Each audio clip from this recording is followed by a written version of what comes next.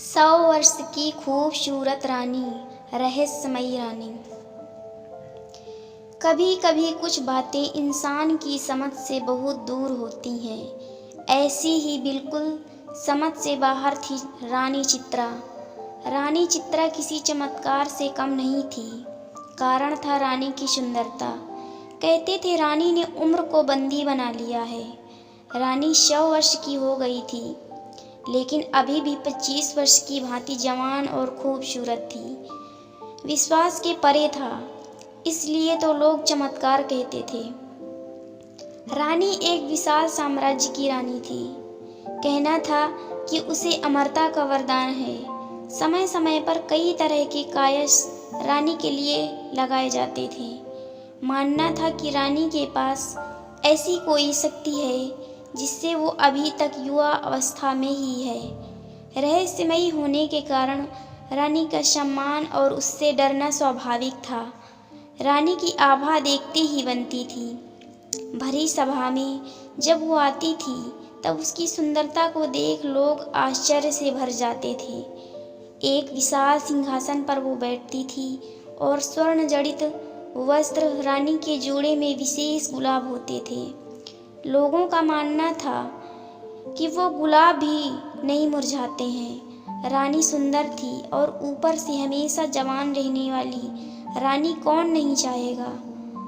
इसलिए रानी पर मोहित होने वाले राजकुमारों की कोई कमी नहीं होती थी। लेकिन रानी के ये रहस्य ही नहीं बल्कि एक रहस्य और था कि अब तक रानी कई बार विवाह कर चुकी है, लेकिन रानी के विवाह ज़्यादा टिकते नहीं। पहली रात के बाद ही रानी जिससे भी विवाह करती वो फिर नज़र नहीं आता।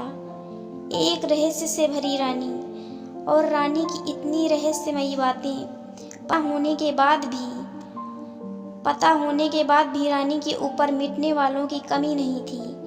एक अजीब सा मोहन था जो सबको उसकी ओर खींचता था। जिज्ञासावश ही कई रानी का होना चाहते थे कि आखिर रानी के पास ऐसा क्या है जिससे वो 100 वर्षों के बाद भी अभी तक ज्यों की त्यों बनी हुई है। पड़ोसी राज्य का एक युवा राजकुमार अब रानी पर मोहित हो गया। रानी को प्रस्ताव दिया कि वो उनसे विवाह करना चाहता है। बड़ा बहादुर था। कई दिनों के बाद उसने यह निर्णय किया था। रानी को मिलने वो सभा में आया। रानी ने कहा कि मुझसे विवाह क्यों करना चाहते हो। राजकुमार बोला, ना करने की एक वजह आप बता दीजिए।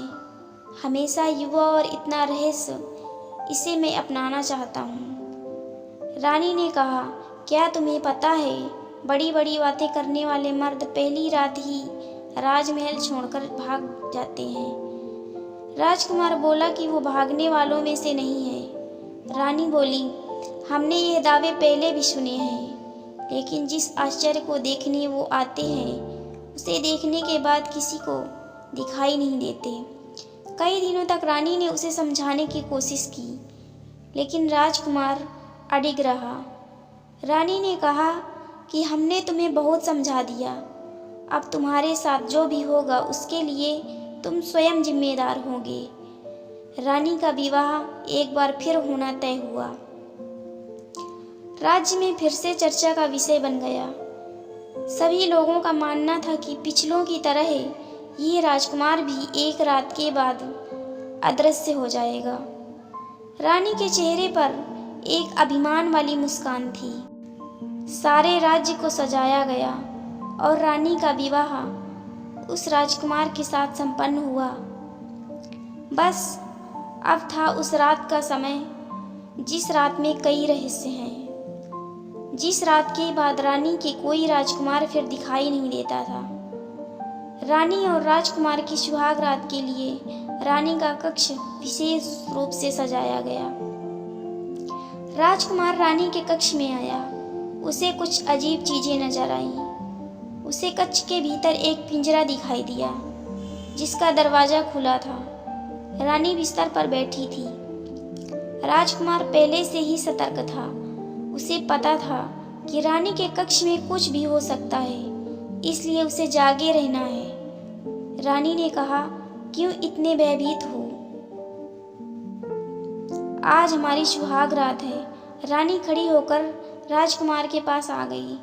रानी उसे पिंजरे के मुंह के पास ले आई। रानी ने अब राजकुमार की आंखों में देखना शुरू किया। राजकुमार रानी की सुंदरता पर मोहित हो गया, उसकी बड़ी बड़ी आंखों में खो गया। राजकुमार ने रानी के बाल खोलना चाहे, उसके जूड़े को हाथ लगाया और उसमें लगे गुलाब के फूलों को निकालना चाहा। रानी डर गई और तुरंत ही राजकुमार का हाथ पकड़ लिया। रानी को डरते देख राजकुमार रुका, फिर सोचा, हो ना हो, इसमें ही कुछ राज है। उसे पता चल गया था कि इन फूलों में कुछ रहस्य है। रानी के मना करने पर वो उस समय रुक गया, लेकिन उसके मन में यही था कि अब उसे इन फूलों को निकालना है। राजकुमार ने रानी को थोड़ी देर से हिलाया, फिर एकदम से उसके गुलाब को जूड़े से निकाल दिया। रानी जोर से चिल्लाई, कहा था उसे मत छूना। एक गुलाब निकलते ही रानी कुछ वर्ष अधिक आयु की हो गई। रानी अब गुस्से से लाल हो गई।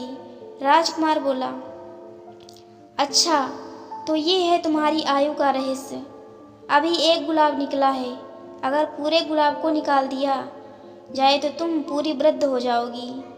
राजकुमार बोला, मैं तुम्हारा पति हूँ, मुझे अभी भी तुम बता सकती हो आखिर यह गुलाब क्या है और तुम्हें कहाँ से प्राप्त होते हैं। रानी डरी और राजकुमार के पास आई, बोली कि अगर तुम ये गुलाब मुझे दे दो तो मैं तुम्हें सच बता दूंगी। राजकुमार ने गुलाब दिया और रानी ने गुलाब लेते ही राजकुमार को पिंजरे के अंदर धक्का मारा।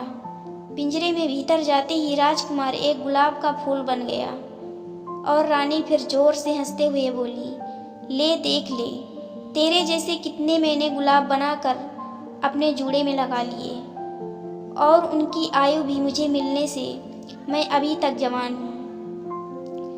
रानी ने पिंजरे से गुलाब उठाया और अपने जूड़े में लगा लिया। यह पिंजरा है रानी की आयु का रहस्य। रानी फिर सुबह सभा में गई और इस बार फिर राजकुमार रात के बाद दिखाई नहीं दिया, लेकिन रानी के जूड़े में एक फूल और जुड़ गया था।